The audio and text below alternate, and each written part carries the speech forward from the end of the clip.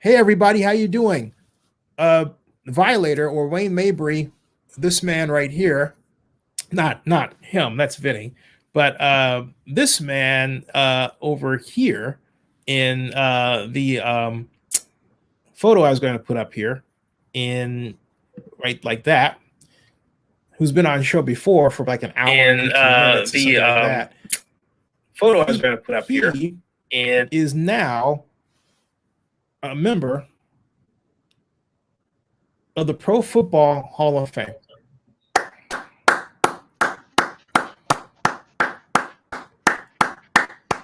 That is an amazing achievement. And none other than yours truly down. He would be here, but actually now he's right here. Vinny Lospinoso Okay. played a role in this. So, Vinny, why don't you take it away and tell him what you did? Well, I've actually known Wayne, like in terms of me knowing about Wayne, I remember when I was watching games when I was younger, and I always knew that whenever I saw the Raiders, if there was one fan that really stood out to me, it was him because I used to see a guy with a black and silver face paint all the way through his face, the big shoulder pads, the bandana, the spikes on the pads.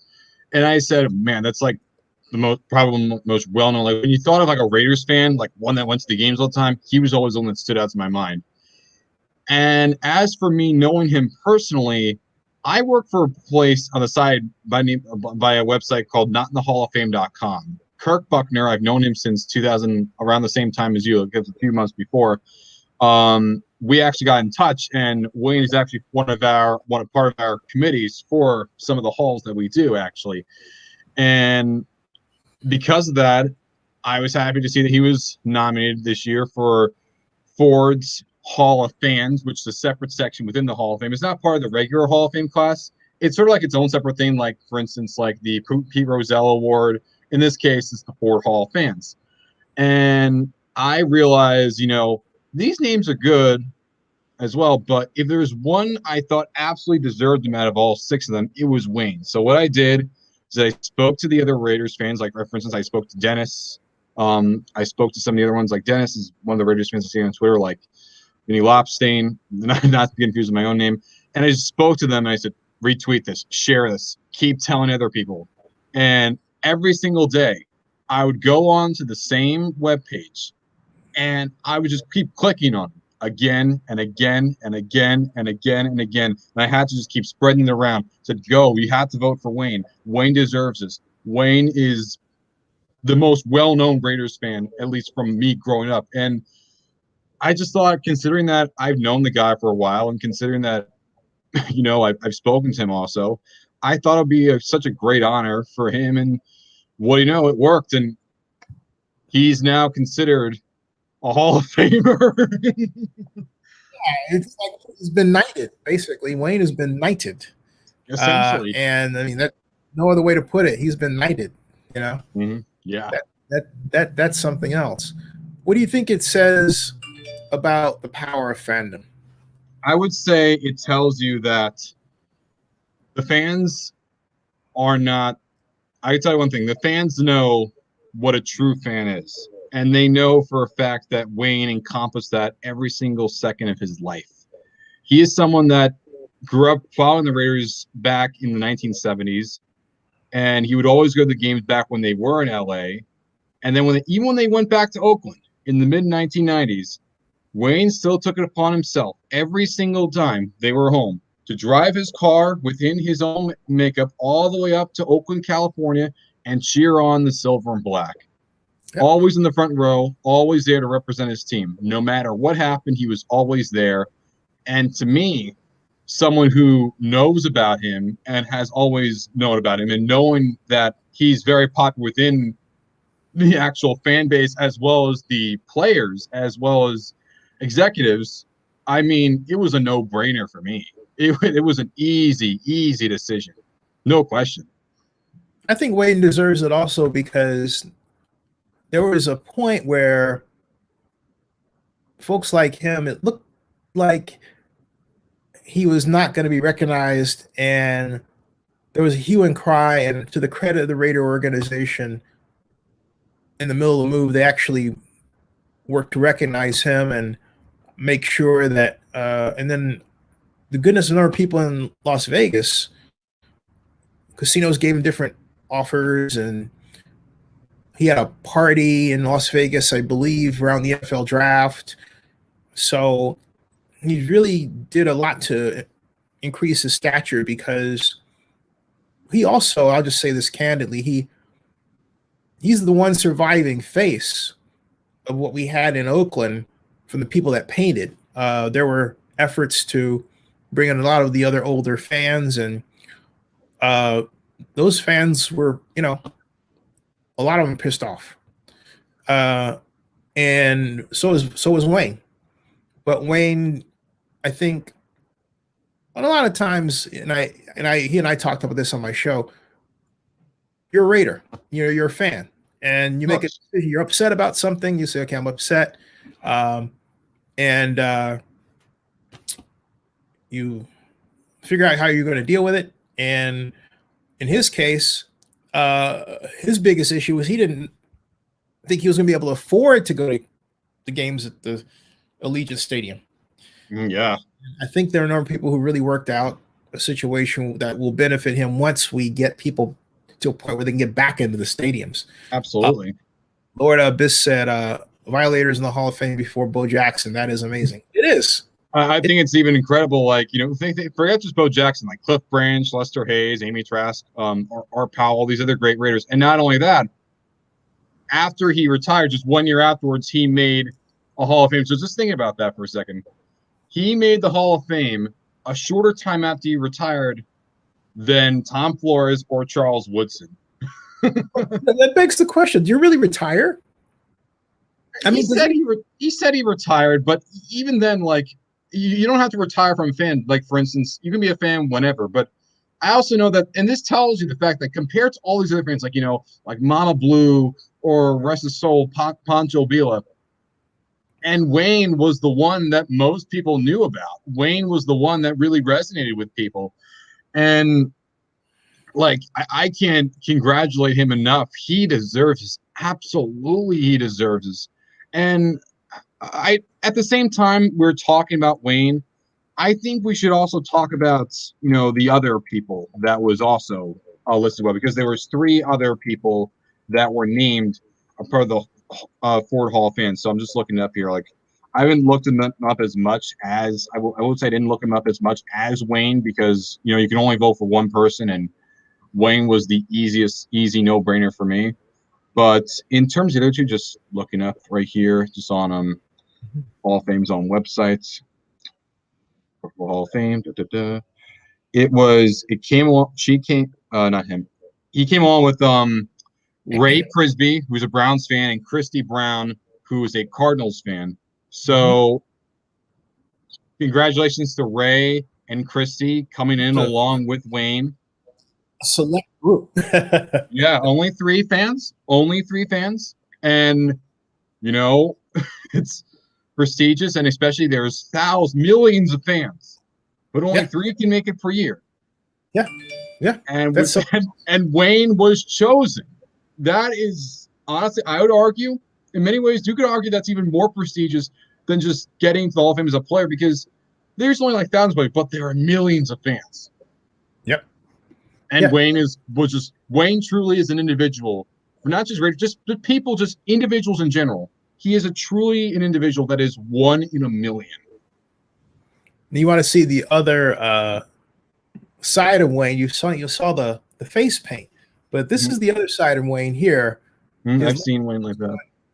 Instagram, where he writes, enjoying the moments from Tampa Bay, appreciate everyone's support through this whole process, and of getting inducted into the 2021 Ford Hall of Fans in the Pro Football Hall of Fame in Canton, Ohio. Yeah. One worldwide. One nation. And he also has a Hall of Fame patch right here, like on his shirt. So yeah, for the occasion. It's a nice hotel. I wonder where they're putting him up at. Listen, the guy absolutely deserves it. He's Sure does. dedicated his like 50 years to this, and this is like considered the crowning achievement of his dedication to a team Yeah. and just everyone that's been a part of it.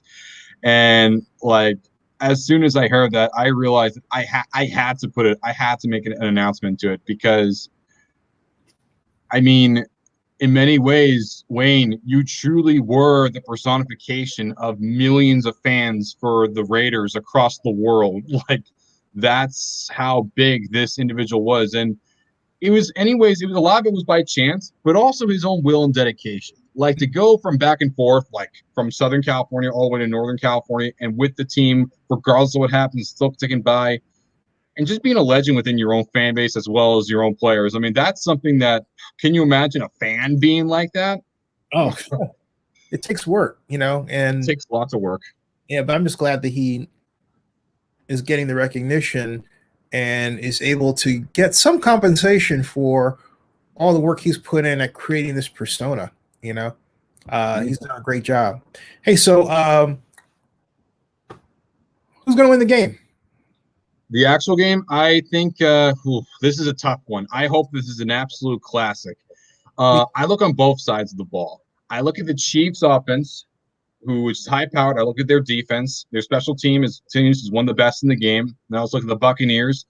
Their offense, especially their weapons, their skill position, they're also pretty good, but their front seven, I think, is really good. Even though their secondary is a little bit suspect, and their special teams is, some good moments, but not some good moments. I would still say that their front seven is what I'd really focus on if I was the Chiefs, what I would focus on. And as for the Buccaneers, looking at the Chiefs, I would especially focus on that weak offensive line that is not going to be present because Eric Fisher's not there and Mitchell Schwartz is not there. And for all we know, Dino Kilgore is going to play, but at the same time, you got a bit of a scare there at the barber after COVID. But,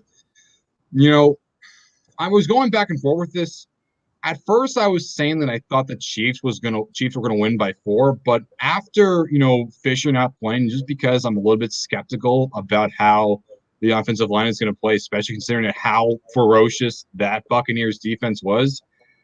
I'm going to go Buccaneers in 3 points. I think the Buccaneers are going to win their second Super Bowl. I think Brady will win his 7th. I think Bruce Arians will get his first as a head coach.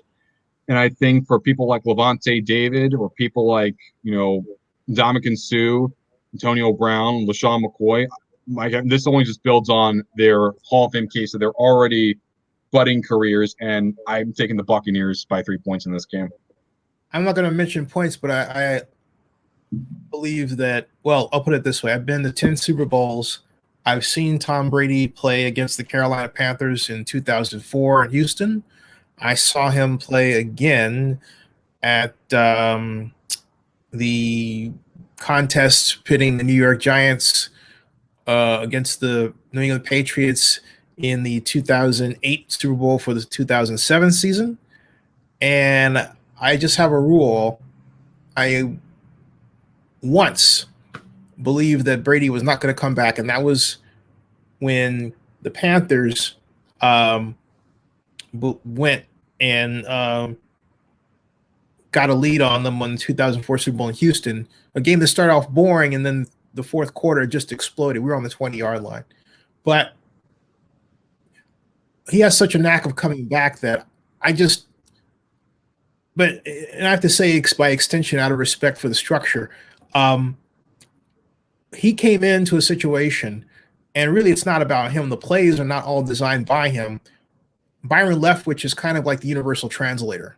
He was. He's great.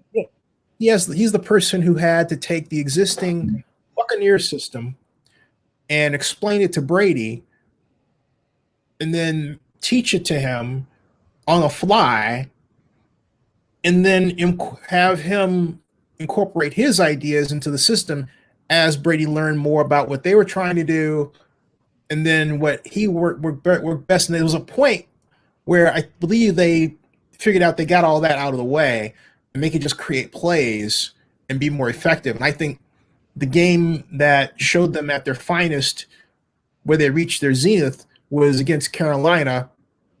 And then after the Carolina game, they rattled off the Detroit game. I'm sorry, the Detroit game. The Lions, they absolutely blew the brakes off the Lions in that Saturday game. The Lions weren't even there.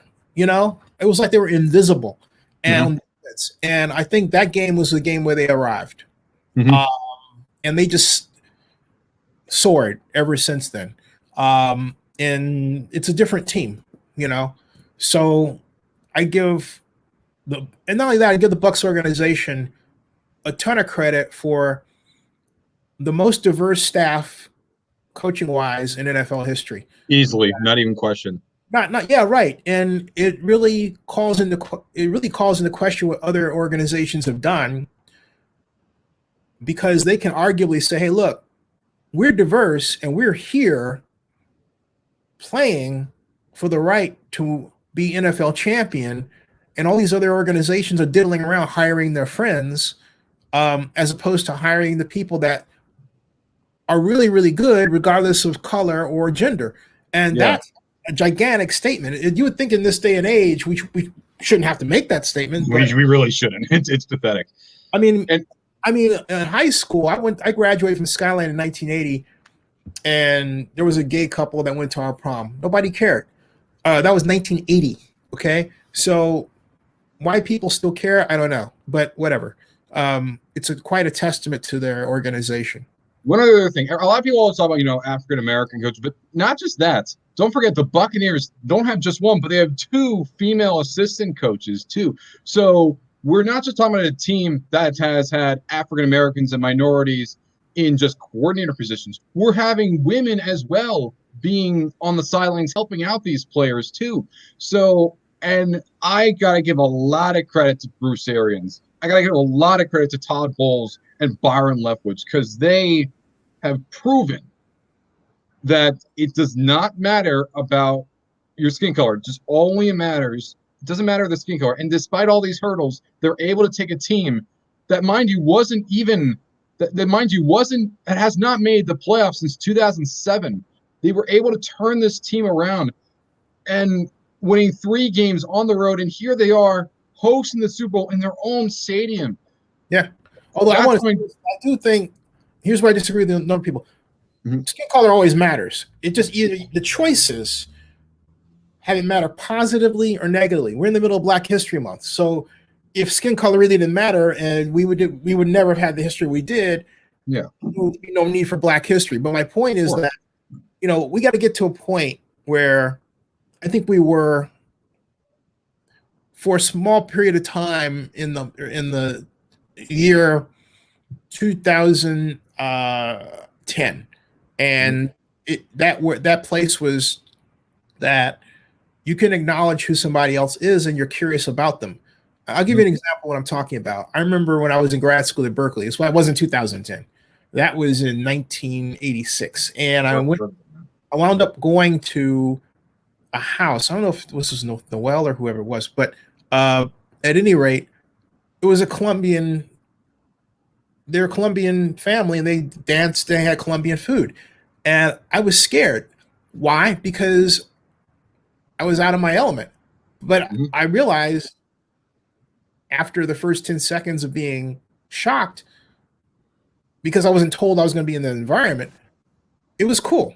It was a little boring too, but it was cool. But it was cool to just learn, okay, and be around the good people and good food, and a new experience. And that's, I think, the difference between a learning country or a learning organization is the willingness to learn about other people who don't look like you, or have the same ideas as you have, and move and go forward in life. Anyway, it's 7:37. I got to get ready for the NFL Hall of Fame. Oh, what's your prediction? Who do you think are going to be the 8 people going to make it this year? Remember, it's which 5 moderns, and it's just a yes or no on Pearson, Nunn, and Flores. Now, I haven't looked close enough to really focus on that. I've been so busy with NFL Week. No, that's okay. And I'm rooting for Charles Woodson to get in. Rooting for Tom. You got to root for Tom Flores too. Oh yeah, of course, and then Peyton Manning. But beyond that, I don't have a crystal ball. Yeah, don't worry. That's your area. Yeah, that in case anyone's curious of what I think is going to happen, I think Peyton, I know, the shocker, Charles Woodson, Alan Faneca, Tony Baselli, and John Lynch. And as for the senior coaches and contributors, Pearson's a yes. None is a guaranteed yes. And yes, everyone, Flores is absolutely a yes. Ed Reed says that's for you, Vinny. He says, thanks for your loyalty to the Oakland Raider Nation. Well-deserved, young man. Stay blessed. I salute you, Ed. I salute you indeed. Anything to help you guys out, and I'm fighting the good fight along with you guys. I've been pushing for Flores a lot, like a lot. Just I'm rooting for you guys, and you know, and you got to give credit to especially like Nunn and Flores. Flores was a pioneer for Latinos all across America, being a quarterback and then being a coach and winning 2 Super Bowls as a result. And as someone like Nunn, my God, a scout who helped draft all these legendary players from the Pittsburgh Steelers from HBCUs that went on to be legends of the game. And as a result, 6 Super Bowls came as a part of him. And I'm shocked that Flores didn't make it last year. I'm even more shocked that Nunn didn't make it as a finalist last year. But at the same time, you know, I'm happy for them. I think they will definitely make it. And yes, I did see that Coors Light commercial with Flores. That tells you that he's deserving. And I say yes, Super Bowl weekend, let's go. Yes, I see what you did there, Bloody. I see what you did there.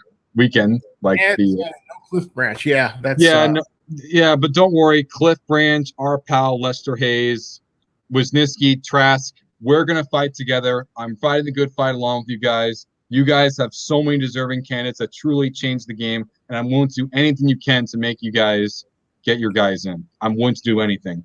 Amy for the Hall. Hey, that closes it for us, folks. We'll be back. Actually, NFL Honors is at 9:00. So I'll be back with a watch program for that. And also, Zenny 62 Media is part of the press. So I got to get ready to get over there. Mm-hmm. And in fact, let me see if the NFL Honors, I don't know how they're doing it this year in terms of, there used to be a red carpet, but it's not until 9. So, so the way it is, they'll give me enough time to eat dinner. Let's see here. That's support. That's the wrong one. Super Bowl. 55. Wow. Well, no. What I'm looking for is I'll find it later. It's not. It's supposed to be I'm looking for the web page that the NFL media has that I'm on. I'll find it later. Gotta go, folks. Vinny. Thanks a lot, man. Anytime, Zenny. Anytime. Thanks. Got it. And folks, that ends this broadcast. We'll be back in 1 hour and 20 minutes or less. See ya.